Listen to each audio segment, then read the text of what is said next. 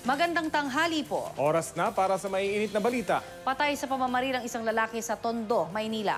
Ang nabaril tila biktima ng mistaken identity dahil hindi naman daw talaga siya ang target ng mga suspect. Balitang hatid ni Jonathan Andal.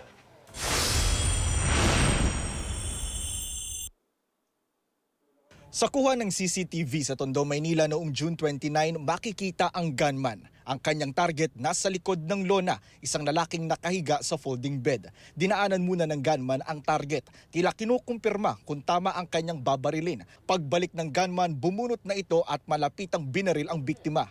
Nakatakbo pa ang binaril na lalaki. Naisugod pa siya sa ospital pero nitong Lunes, binawian na rin ng buhay. Kinilala siyang si Ranilio Pangilinan Jr., 36 anyos.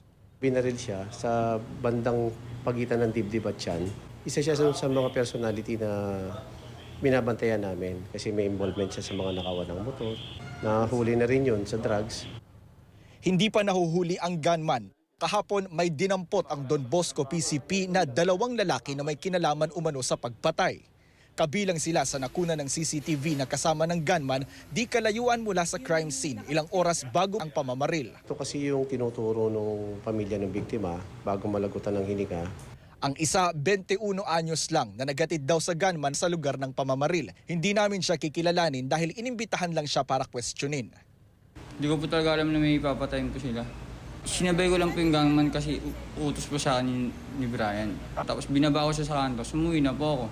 Ang isa naman nagsilbing lookout at umaming nagturo sa gunman kung sino ang tatargetin. Ang kaso, maling tao raw ang binaril ng gunman. Nagkamali po.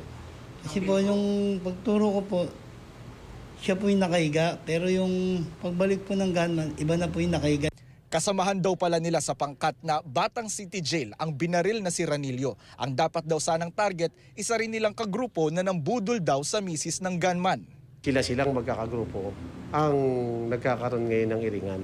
So ang tinitingnan ko rito, sabi kasi nila, panloloko o lokohan sa pagbilihan ng motor. May lead na ang pulisya sa gunman at iba pang sangkot sa pagpatay.